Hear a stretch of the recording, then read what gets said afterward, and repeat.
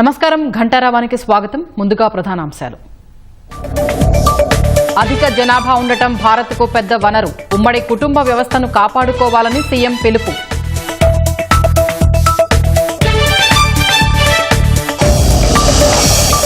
రంగరాయ కళాశాల ఘటనలో 4గురిపై క్రిమినల్ కేసులు. నిందితులకు కఠిన శిక్ష పడేలా చర్యలు తీసుకుంటామన్న కలెక్టర్.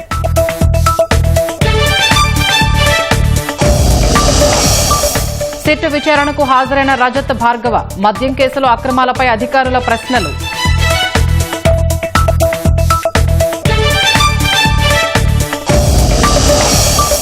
మద్యం మత్తులో టోల్ ప్లాజాలోకి దూసుకెళ్లిన లారీ డ్రైవర్. అనకాపల్లి జిల్లాలో ప్రమాదం.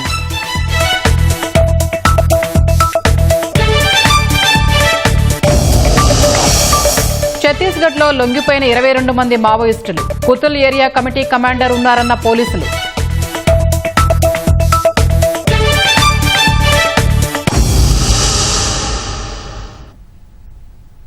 జనాభా భారం కాదు, ఆస్తి అని ముఖ్యమంత్రి చంద్రబాబు అన్నారు. ప్రపంచ జనాభా దినోత్సవం సందర్భంగా సచివాలయంలో ఏర్పాటు చేసిన ప్రత్యేక కార్యక్రమంలో సీఎం ముఖ్య అతిథిగా పాల్గొన్నారు.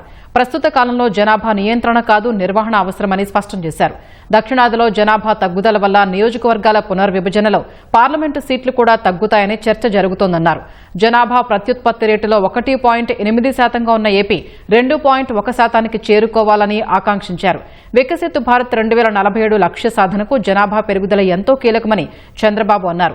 సమ్మిళిత వృద్ధే జనాభా పెరుగుదలకు సరైన మార్గమన్న సీఎం జనాభా పెరుగుదలకు మంచి పాలసీని తీసుకొస్తామన్నారు. అన్నింటికంటే ముఖ్యంగా జనాభా పాపులేషనే ఒక ఆస్తిగా ఆలోచిస్తున్న, ఒక క్యాపిటల్గా ఆలోచిస్తున్నాం. ఏ ఇంట్లో అయితే కుటుంబ సభ్యులు ఎక్కువ ఉంటారో వాళ్ళని ఒక ఆస్తిగా తీసుకొని, ఒక క్యాపిటల్గా తీసుకొని మనం దానిపైన పెట్టుబడి పెట్టగలిగితే భవిష్యత్తు మంది అని చెప్పి నేను మీకు తెలియజేస్తున్నా. జనాభా నియంత్రణ గురించి ఒకప్పుడు నియంత్రణ అన్నాం, ఇప్పుడు జనాభా నిర్వహణ. ఇందులో అందరూ కూడా భాగస్వాములు కావాలి. స్వర్ణ ఆంధ్రప్రదేశ్ 2047 ఉంది. అది జయప్రదం కావాలంటే ఇది కూడా జనాభా నిర్వహణ కూడా చాలా ముఖ్యం. దానికి మీరందరూ సహకరించవలసిందిగా నేను కోరుకుంటూ, మగవాళ్ళు కూడా షేర్ చేసుకోవడం, ఎకనామిక్ సపోర్ట్ ఇవ్వడం, చైల్డ్ కేర్ సపోర్ట్ పెట్టడం, గవర్నమెంట్ కూడా పాలసీస్ మార్చడం, న్యూట్రిషన్ కూడా బ్యాలెన్స్ చేయడం, మళ్ళీ ఉమ్మడి కుటుంబ విధానానికి, పెద్ద కుటుంబాలకి మనం దోహదం చేయాల్సిన అవసరం ఉంది. ప్రభుత్వ పరంగా పాలసీలు అవి కూడా తీసుకొస్తామని చెప్పి కూడా నేను మీకు తెలియజేస్తున్నా. ఈరోజు సౌత్ ఇండియాలో పెద్ద చర్చ జరుగుతూ ఉంది. రేపు రాబోయే రోజుల్లో పార్లమెంట్ సీట్లు పెరుగుతాయి. ఇక్కడ జనాభా తగ్గిపోయింది, దానివల్ల మా సీట్లు కూడా తగ్గిపోతాయి, రిలవెన్సే కోల్పోతామని. కంట్రీలో first time one of the best policy తీసుకొచ్చే బాధ్యత ప్రభుత్వ అధినేతగా, ముఖ్యమంత్రిగా నేను తీసుకుంటా. దీన్ని జయప్రదం చేసే బాధ్యత మీరందరూ తీసుకోవాల్సిందిగా మిమ్మల్ని అందరినీ కోరుతున్నా. రంగరాయ వైద్య కళాశాలలో లైంగిక వేధింపుల ఘటనపై పూర్తి స్థాయిలో దర్యాప్తు జరిపి బాధ్యులైన 4గురిపై క్రిమినల్ కేసులు నమోదు చేశామని కాకినాడ జిల్లా కలెక్టర్ షణ్మోహన్ చెప్పారు. కళాశాలలోని బయోకెమిస్ట్రీ విభాగంలోని ఓ వ్యక్తి విద్యార్థినులపై చేస్తున్న వేధింపులపై గుర్తు తెలియని అడ్రస్ నుంచి 9వ తేదీ ప్రిన్సిపల్కు మెయిల్ వచ్చిందన్న కలెక్టర్ దానిపై కళాశాల అంతర్గత కమిటీ పూర్తి స్థాయిలో విచారణ జరిపారని తెలిపారు. వివరాలు సేకరించే క్రమంలో విద్యార్థినులు మరో 3 పేర్లను సైతం చెప్పారన్నారు. ఇవాళ ఉదయం 10 గంటలకు విచారణ నివేదిక కళాశాల నుంచి అందిన వెంటనే 4గురిపై సస్పెన్షన్ వేటు వేయడంతో పాటు క్రిమినల్ చర్యలకు పోలీసులకు సిఫారసు చేశామన్నారు. 4 నిందితుల్ని అరెస్టు చేశామన్న ఎస్పీ బిందుమాధవ్ కఠిన శిక్ష పడేలా చర్యలు తీసుకుంటామని చెప్పారు. అదే సమయంలో ఇలాంటి వేధింపుల విషయంలో నేరుగా తమకే ఫిర్యాదు చేయవచ్చని కలెక్టర్, ఎస్పీ స్పష్టం చేశారు. అలాగే శక్తి యాప్ను సైతం ఉపయోగించాలని విద్యార్థినులకు సూచించారు. Along with this Kalyan Chakravarti, 3 more people పేర్లు చెప్పడం కూడా జరిగింది. It is well recorded. పిల్లలు ఇచ్చిన స్టేట్మెంట్స్లో, తర్వాత కమిటీ మెంబర్స్ ఇచ్చిన రిపోర్ట్లో ఒకతను B Jimmy Raju, lab technician, microbiology department, S Gopalakrishna, lab technician, biochemistry, then Prasad lab technician pathology. So ఈ నలుగురు ల్యాబ్ టెక్నీషియన్స్ మీద సిమిలర్ అలిగేషన్స్ చేయడం జరిగింది. అరౌండ్ 10 o'clock మనకు ఆ రిపోర్ట్ కంపైల్ చేసి GGH వైపు Rangaraya medical college principal also has submitted the report. Immediately మన వైపు నుంచి ఆ 4 ల్యాబ్ టెక్నీషియన్స్ సస్పెండ్ చేసి డిపార్ట్మెంట్ ఎంక్వైరీ స్టార్ట్ చేయడం జరిగింది. And apart from that we have taken complaints from RMC principal గారి దగ్గర నుంచి and we have report to police also to initiate criminal action. Man was working for 20 years, 20 ఏళ్ళ నుంచి ఆ కాలేజ్లో పనిచేస్తున్నాడు. 2-3 ఇష్యూస్ వస్తాయి బట్ కంప్లైంట్స్ రాలేదు. But this time first time all children అందరు కలిపి ఇలా అనానిమస్ కంప్లైంట్ ఒకటి రావటం. So that's what we said, we will take necessary action. సస్పెన్షన్తో వదలమండి. సి మై అండర్స్టాండింగ్ ఇస్ ఈ ఇన్సిడెంట్ ఇవాళ ఈ స్కేల్లో వచ్చిందంటే there would have been some incidents. నేను దాంట్లో మనం అంటే there is nothing to hide, మనందరికీ తెలిసిందే. సో వాళ్ళు చెప్పిన ఇన్సిడెంట్ అయితే లాస్ట్ 2-3 months నుంచి కొంచెం అగ్రవేట్ అయింది, ఎక్కువ అయింది. సో అందుకని కంప్లైంట్ చేస్తామని చెప్తున్నారు అనమాట రిపోర్ట్లో కూడా. So that's what we have recorded in the report also. 55 members have complained. I don't want to comment on people పేర్లు అవంతా. 55 people have given statements to us.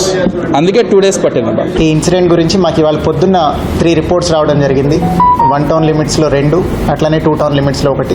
వెంటనే FIR రిజిస్టర్ చేసి under sexual harassment, వాయరిజం and also section 7 of prevention of sexual harassment at work place కింద cases register చేసి by 2:30 we could arrest all 4 of them. 4 ముద్దాయిలు ఎవరైతే site అయ్యారో 4ని arrest చేయడం జరిగింది. Whatever legal action has to be initiated against them with proper proof. We will make sure that they are punished under relevant sections of law. Stern action will be taken against all 4 accused and will make sure that such incidents are not repeated.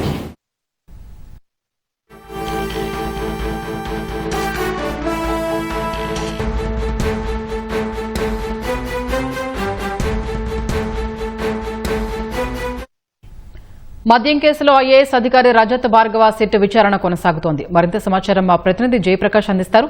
Jayaprakash, IAS అధికారి రజత్ భార్గవ విచారణకు సంబంధించి వివరాలేంటి? గత ప్రభుత్వ హయాంలో excise సంబంధించి special CS గా చేసినటువంటి Rajat భార్గవ్ను విచారించాలని SIT అధికారులు భావించారు. దీనికి సంబంధించి ఆయనకు సాక్షిగా విచారణకు రావాలని నోటీసులు అందించారు. ఈ రోజు ఆయన ఉదయం రావాల్సినదిగా నోటీసులు ఇచ్చారు. అయితే ఆయన మధ్యాహ్నం తర్వాత వచ్చారు. ప్రస్తుతం విచారణ కొనసాగుతుంది. దీంట్లో కీలకమైనటువంటి విషయాలని అడుగుతూ ఉన్నారు. ఇందులో ప్రధానంగా చూసుకుంటే మద్యం విధానం ఆయన ఉన్న సమయంలో ఎలాగా విధానం నడిచింది, దాంతో పాటు ఎవరెవరు దీంట్లో ఆయన హయాంలో జీవోల విషయంలో కానీ ఇతర కార్యక్రమాల్లో ఎవరు ఆదేశాలు జారీ చేశారు, తర్వాత అంటే స్పెషల్ సిఎస్ గా ఉన్నప్పుడు ఆ విభాగం అంతా వాళ్ళ కింద ఉన్నటువంటి కమిషనరు, ఎండి వీళ్ళంతా ఆయన ఆదేశాలకు అనుసంధానంగానే పనిచేస్తూ ఉంటారు. ఎటువంటి ఆదేశాలు కింది స్థాయి ఉద్యోగులకు ఇచ్చారు, ఏ విధంగా సాగింది అనే విషయాలన్నింటినీ తెలుసుకుంటున్నారు. గత గవర్నమెంట్ లో ఉన్నటువంటి కీలకమైనటువంటి వ్యక్తులు ఆదేశాల ప్రకారం ఏమైనా చేశారా అనే విషయాలు చూస్తూ ఉన్నారు. ఇందులో మద్యం ముడుపులకు సంబంధించి అసలు ఏ స్థాయిలో వీళ్ళకి తెలిసే అవకాశం ఉంది, ఎంత ప్రైస్ ని ఎవరు నిర్ణయించారు, ఎలాగ నిర్ణయిస్తూ ఉన్నారు, ఏ కంపెనీని సంబంధించి బ్రాండ్లని మార్కెట్ లోకి వదలాలని ఎలాగా చెప్తారు, కంపెనీలకి మద్యం కంపెనీలకి, డిస్టిలరీలకి, అదే విధంగా డిపోలకి ఏ విధంగా పంపిస్తారు, ఇటువంటి విషయాలన్నింటినీ రాజ్ కసిరెడ్డికి ఇటు ప్రభుత్వం నుంచి ఏమైనా ఆదేశాలు వస్తాయా, అదే విధంగా రాజ్ కసిరెడ్డికి ఇటు రజత్ భార్గవ్కి మధ్య ఏమైనా కమ్యూనికేషన్ ఏదన్నా జరిగిందా, కలిసారా అనే విషయాలన్నింటినీ వీళ్ళు దగ్గర ఉన్నటువంటి ఆధారాలతోటి ఒకవైపు ప్రశ్నలు అడుగుతూనే మరోవైపు ఆధారాలు వీళ్ళ దగ్గర ఉన్నాయి చూపిస్తూ ప్రశ్నిస్తున్నట్టు మనకి సమాచారం తెలుస్తుంది.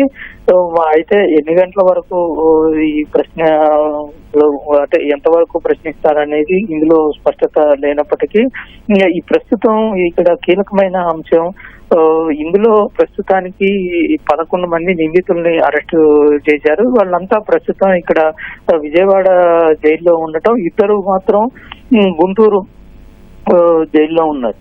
అయితే నెల్లూరు జైలుకి మొన్న ఇటీవల అరెస్ట్ చేసిన ఇద్దరిని విజయవాడ కాకుండా గుంటూరుకి పంపించిన పరిస్థితి అయితే ఉంది. అయితే వీళ్ళ అందరినీ విచారించి వాళ్ళ దగ్గర ఉన్నటువంటి సమాచారం మేరకు నూతనంగా ఇంకా ఎవరైనా ఇందులో అదనంగా దీంట్లో ఉన్నటువంటి వాళ్ళు ఎవరైనా ఉన్నారా కీలకంగా పనిచేసిన వాళ్ళు అని ఆరాధన తీస్తూ ఉన్నారు. ఇటీవల వచ్చినటువంటి దాని ప్రకారంగా చాలా పగడ్బందీగా చాలా మంది యువకులు కూడా ఇందులో పావులుగా వీళ్ళు వాడారు అనేటువంటి వినియోగించారు అని మద్యం ముడుపుల్ని ఇటు బ్లాక్ నుంచి వైట్ చేసి మళ్ళీ తిరిగి ఇక్కడికి వచ్చేందుకు, అదే విధంగా ఎన్నికల్లో సరఫరా చేసేందుకు, ఓటర్లకు ఇచ్చేందుకు చాలా మంది యువతని వీళ్ళు వినియోగించారు అని సిట్ నిర్ధారించింది. దాంట్లో కొంతమంది పేర్లు కూడా ఇటీవల చేర్చిన విషయం తెలిసిందే.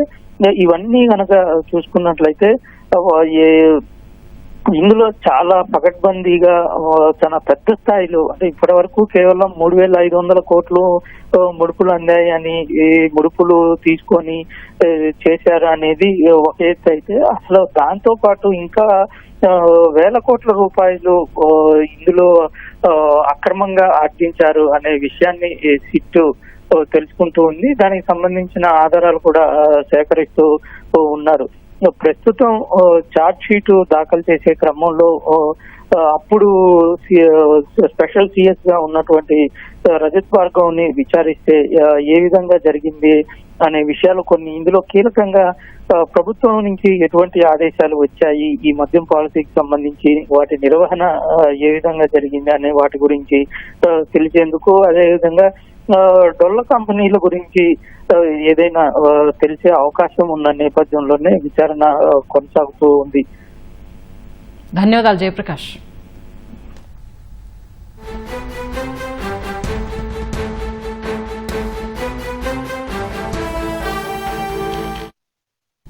అనకాపల్లి జిల్లా నక్కపల్లి మండలం కాగిత టోల్ ప్లాజా వద్ద పెను ప్రమాదం తప్పింది. విశాఖ నుంచి కాకినాడ వైపు వెళుతున్న లారీ టోల్ ప్లాజా వద్దకు రాగానే అదుపు తప్పి 1వ కౌంటర్ నుంచి 2వ కౌంటర్కు దూసుకెళ్లింది. ఈ ప్రమాదంలో 2వ కౌంటర్లో ఆగి ఉన్న మరో వ్యాను ఢీకొట్టింది. టోల్ సిబ్బంది భయంతో పరుగులు తీశారు. లారీ డ్రైవర్ మద్యం మత్తులో ఉండడం వల్లే ప్రమాదం జరిగినట్లు పోలీసులు ప్రాథమికంగా అంచనా వేశారు. ప్రమాద దృశ్యాలు సీసీ కెమెరాలో రికార్డయ్యాయి.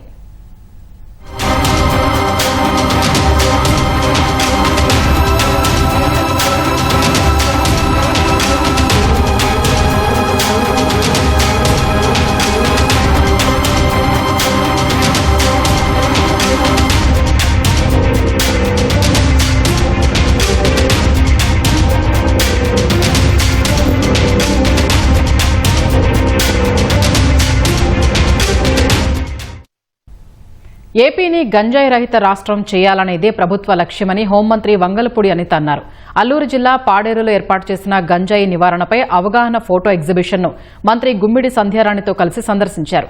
ఇంకా ఎవరైనా గంజాయి పండించేవారు ఉంటే మానుకోవాలని మంత్రి అనిత హితబోధ చేశారు. ఈ రోజు ఎక్కువగా ఇబ్బందులు పడుతున్నది ఎవరైనా ఉన్నారంటే అది ఎక్కువ మంది గిరిజన ప్రాంతాల వాళ్ళే. విశాఖపట్నం సెంట్రల్ జైలు విజిట్కి వెళ్ళాను ఒకసారి, ఎలా ఉంటుందో చూద్దామని. లోపల సుమారుగా 2,000 మందికి పైగా ఖైదీలందరూ ఉంటారు. అందులో దగ్గర ఒక 900 మంది ఖైదీలు ఓన్లీ గాంజాకి సంబంధించిన రిమాండ్ లో ఉన్న ఖైదీలు. అందులోని 700 మంది గిరిజన పిల్లలు. ఒక్కసారి మనం చేస్తున్న పని ఏంటన్నది మనం కూడా క్వశ్చన్ చేసుకోవాలి. మీకు ఎవరో మోటివేట్ చేసి మిమ్మల్ని అందరినీ కూడా ఈ పంట పండించేటట్టుగా, ఈ పంట సరఫరా చేసేదానికి కూడా మిమ్మల్ని ఉపయోగించుకొని పై రాష్ట్రాల్లో వ్యాపారాలు చేసుకుని కోట్లు గడించి వాళ్ళెవరూ పోలీసులకు దొరకట్లేదు. మీరు దొరికిపోయి మీరు ఇబ్బందులు పడే పరిస్థితి కనిపిస్తా ఉంది. గంజాయిని చాక్లెట్ల రూపంలో తరలిస్తున్న వ్యక్తిని విజయవాడ రైల్వే స్టేషన్లో పోలీసులు అదుపులోకి తీసుకున్నారు. కోరమాండల్ సూపర్ ఫాస్ట్ ఎక్స్ప్రెస్ రైల్లో నిర్వహించిన తనిఖీల్లో గంజాయి పట్టుబడింది. పశ్చిమ బెంగాల్, ఒడిశా నుంచి చెన్నైకి రైళ్లలో గంజాయి తరలిస్తున్నట్లు వచ్చిన సమాచారం మేరకు ఈగల్ టీం, క్రైమ్ పోలీసులు రైల్వే స్టేషన్లో తనిఖీలు నిర్వహించారు. నిందితుడిని అదుపులోకి తీసుకుని కేసు నమోదు చేశారు. మనకి కోరమండల్ ఎక్స్ప్రెస్లో చెక్ చేయడం జరిగింది. ఆ చెక్కింగ్స్లో మనం ఒక ముద్దాయిని పట్టుకోవడం జరిగింది. అతని దగ్గర నుంచి ఈ రిఫైన్డ్ గంజాయి చాక్లెట్స్ స్వాధీనం చేసుకోవడం జరిగింది. మన వెస్ట్ బెంగాల్ నుంచి చెన్నైకి ఏదో పనుల నిమిత్తం వెళ్తున్నట్టుగా వీళ్ళు ప్రిటెండ్ చేస్తూ ఈ గంజాయి ట్రాన్స్పోర్ట్ చేయడం జరుగుతుంది. ఆ విధంగా ఈ ట్రాన్స్పోర్ట్ కాకోకుండా పకడ్బందీగా మనం వీళ్ళంతా కూడా పట్టుకుని ఫర్దర్గా గంజాయి ట్రాన్స్పోర్ట్ కాకుండా చూడడానికి ఈ ఆపరేషన్ ఫ్లష్ అవుట్ అనేది మనం ఉపయోగించుకుంటున్నాం. ప్రస్తుతానికి ఒక బ్యాగ్లో దొరికిన ఆ పర్సన్ ఆ వ్యక్తిని ప్లస్ ఆ గంజాని మనం సీజ్ చేయడం జరిగింది. బెల్ట్ చేసేసి ఒక లిక్విడ్ కాకుండా మనకు సాలిడ్ చాక్లెట్ రూపంలో తయారు చేసి ఆ పదార్థాన్ని ఇలాగ ప్యాకింగ్ చేసి తీసుకెళ్తూ ఉంటారు. అనంతపురం జిల్లా సింగనమలలో తెలుగుదేశం మండల కన్వీనర్ ఎన్నిక ఉద్రిక్తతలకు దారితీసింది. సింగనమల మండల కన్వీనర్ ఎన్నిక కోసం 18 మంది ఆశావహుల పేర్లు నమోదు చేసుకున్నారు. మండల కన్వీనర్ పదవి తమకే కావాలంటూ టీడీపీకి చెందిన 2 వర్గాల మధ్య తోపులాట జరిగింది. ఘటనా స్థలికి చేరుకున్న పోలీసులు ఇరు వర్గాలకు సర్ది చెప్పడంతో వివాదం సద్దుమణిగింది. పార్టీ అధిష్టానం ఎవరి పేరు చెప్తే వారికే మండల కన్వీనర్గా ఎన్నిక చేస్తామని ఎన్నికల అధికారి తెలిపారు.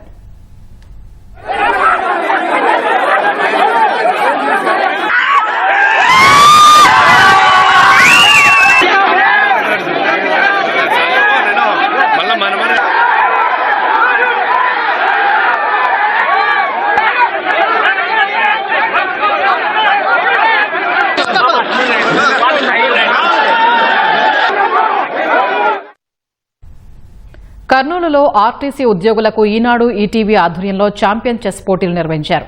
ఆర్టీసీ రీజనల్ మేనేజర్ కార్యాలయంలో పోటీలు జరిగాయి. రీజనల్ మేనేజర్ శ్రీనివాసులు పోటీల్ని ప్రారంభించారు. పోటీల్లో ఆర్టీసీ ఉద్యోగులు ఉత్సాహంగా పాల్గొన్నారు.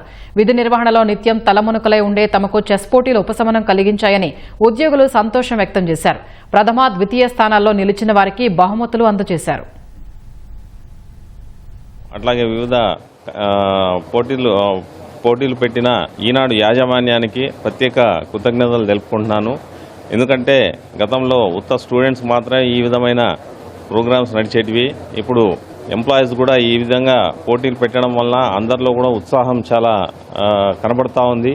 కాబట్టి ఇటువంటి కొత్త ఒరవడికి తెరలేపిన ఈనాడు యాజమాన్యానికి ప్రత్యేక ధన్యవాదాలు తెలుపుకుంటూ దేశ విదేశాల నుంచి వేలాది పక్షులు అక్కడికి వస్తుంటాయి. కిచ్కిచ్మంటూ సందడి చేస్తుంటాయి. రంగురంగులతో విభిన్న ఆకారాలతో ఉన్న బుల్లిపిట్టల్ని చూసేందుకు 2 కళ్లు చాలవు. వేలాది విహంగాలకు చిరునామాగా నిలుస్తూ పర్యాటకంగా గుర్తింపు తెచ్చుకున్న ఉప్పలపాడుకు మరింత ప్రత్యేకత తెచ్చేలా బర్డ్ కన్జర్వేషన్ రిజర్వ్గా అభివృద్ధి చేసేందుకు అటవీశాఖ వడివడిగా అడుగులు వేస్తోంది.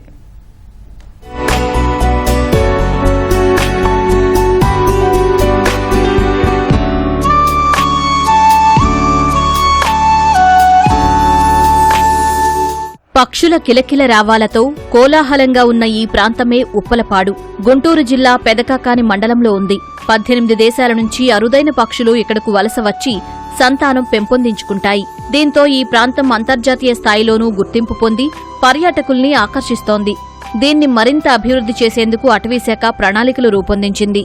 ప్రస్తుతం పక్షుల కేంద్రంగానే ఉన్న ఉప్పలపాడును బర్డ్ కన్జర్వేషన్ రిజర్వ్ కింద నోటిఫై చెయ్యాలంటూ గుంటూరు జిల్లా అటవీశాఖ రాష్ట్ర ప్రభుత్వానికి ప్రతిపాదనలు పంపింది.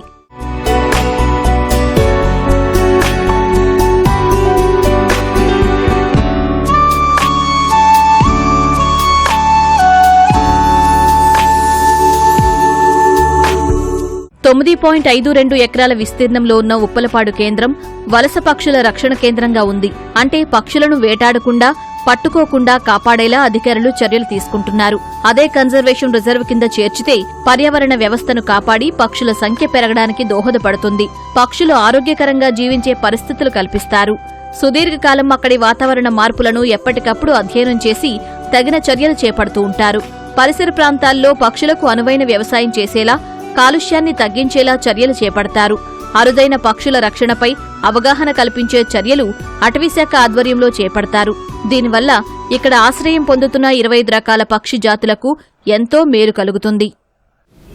కన్జర్వేషన్ రిజర్వ్ అనేది వైల్డ్ లైఫ్ ప్రొటెక్షన్ యాక్ట్ కింద ఉంటుంది. అది ఆ పక్షుల కేంద్రాన్ని వైల్డ్ లైఫ్ ప్రొటెక్షన్ యాక్ట్ కింద వన్యప్రాణి సంరక్షణ చట్టం అంటారు, 1972లో వచ్చింది. దాని ప్రకారము దీన్ని కన్జర్వేషన్ రిజర్వ్గా కనుక నోటిఫై చేయగలిగితే దానికి ఒక ప్రభుత్వ పరంగా దానికి ఒక గుర్తింపు వస్తుంది. ఫస్ట్ విషయం. 2, మనకి గవర్నమెంట్ నుంచి కూడా నిధులు అనేవి వస్తాయి ఫర్దర్గా దాన్ని డెవలప్ చేయడం కోసం. ప్రొటెక్షన్ చేయడానికి కూడా మనకి ఇంకా ఎక్కువ ఇది ఉంటుంది, సపోర్ట్ ఉంటుంది ఫారెస్ట్ డిపార్ట్మెంట్కి అన్న ఉద్దేశంతో, దానికి ఒక గుర్తింపు తీసుకురావాలి అన్న ఉద్దేశంతో ఆ ప్రపోజల్స్ అన్నీ కూడా మూవ్ చేశాము. సో అక్కడ గ్రామ సభ నిర్వహించడం జరిగింది. అక్కడ లోకల్గా ఉన్నటువంటి వాళ్ళందరినీ కూడా విలేజెస్ని పిలిచి వాళ్ళతో 2-3 మీటింగ్స్ కండక్ట్ చేశాము. వాళ్ళందరూ ఇది కూడా సపోర్ట్ చేశారు. పంచాయతీ ట్యాంక్ కాబట్టి వాళ్ళ దగ్గర నుంచి మనకి యాక్సెప్టెన్స్ రావాలి. వస్తే కనుక మళ్ళీ గవర్నమెంట్ కూడా పంపిస్తే అది నోటిఫై అయ్యి వస్తుంది. 1996 నుంచి ఈ కేంద్రం రాష్ట్ర అటవీశాఖ పర్యవేక్షణలో ఉండగా పర్యాటకంగా ఏడాదికి 6 లక్షల రూపాయల ఆదాయం వస్తోంది. పక్షుల సంరక్షణ, సంతానోత్పత్తిలో అటవీశాఖ అధికారులకు గ్రామస్తులు సహకారం అందిస్తున్నారు. వన్యప్రాణుల సంరక్షణ చట్టం 1972ను అనుసరించి బర్డ్ కన్జర్వేషన్ రిజర్వ్ కింద నోటిఫై చేసి రాష్ట్ర ప్రభుత్వం ఆమోదముద్ర వేస్తే నిధులు రావడమే కాకుండా పర్యాటకంగా మరింత అభివృద్ధి చెందుతుంది. కేంద్రం నుంచి సహకారం ఉంటుందని అధికారులు చెబుతున్నారు. సమ్మర్లో ఏంటంటే కొంచెం వాటర్ రిసీడ్ అవుతుంది, వాటర్ తగ్గిపోతుంది. ఆ టైంలో అక్కడంతా మౌండ్స్ స్ట్రెంథెన్ చేయటము, ఏదైనా వీడ్ ఉంటే రిమూవ్ చేయటము, అవన్నీ కూడా మేము చేస్తూ ఉంటాము.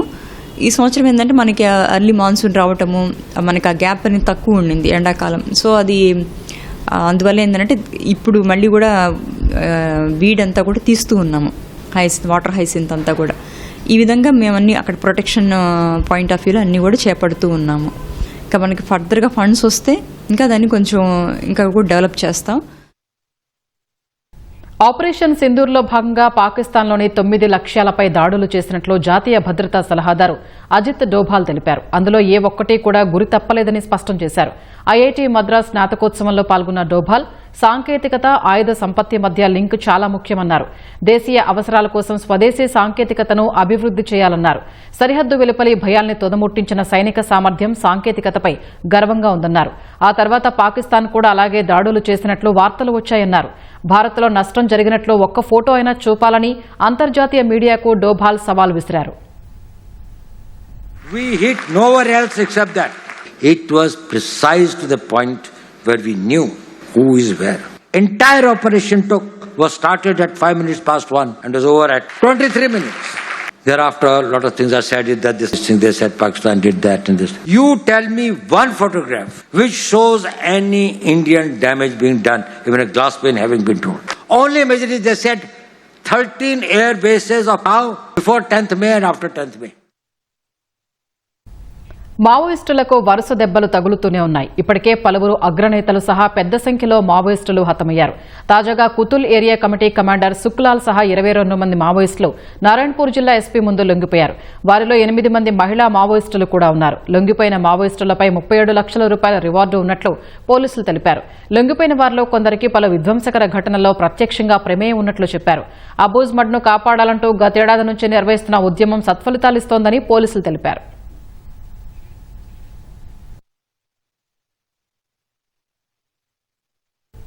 పాకిస్తానీ ఉగ్ర సంస్థలు భారత్లో దాడులు చేసేందుకు నేపాల్ను మార్గంగా ఎంచుకునే ప్రమాదం ఉందని నేపాల్లో ఆందోళన వ్యక్తమైంది.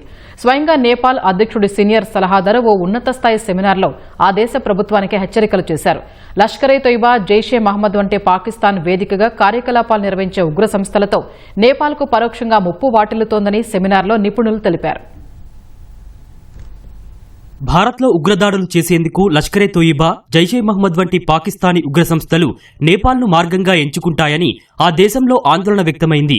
ఈ మేరకు దక్షిణాసియాలో ఉగ్రముప్పులను ఎదుర్కోవడంపై చర్చ కోసం కాఠ్మండూలో జరిగిన ఓ ఉన్నత స్థాయి సెమినార్లో పాల్గొన్న నేపాల్ అధ్యక్ష సలహాదారు బహదూర్ తాపా నేపాల్ అధ్యక్షుడు రామచంద్ర పౌండెల్ను హెచ్చరించారు. భారత్లో జరిగే ఉగ్రదాడులు నేపాల్పై ప్రభావం చూపుతాయని సెమినార్లో పాల్గొన్న పాలసీ మేకర్లు, నిపుణులు తెలిపారు. IC-814 విమానం హైజాకింగ్, పహల్గామ్ ఉగ్రదాడి సమయంలో నేపాలీలు మృతి చెందిన విషయాన్ని గుర్తు చేశారు. ఉగ్రవాదంపై పోరులో ద్వంద్వవైఖరి ప్రదర్శించొద్దని ఇతర దేశాలకు సెమినార్ పిలుపునిచ్చింది. ప్రాంతీయ శాంతి స్థిరత్వం, సమైక్యత సహా సార్క్ ప్రభావాలకు అడ్డంకిగా ఉగ్రవాదం మారిందని స్పష్టం చేసింది.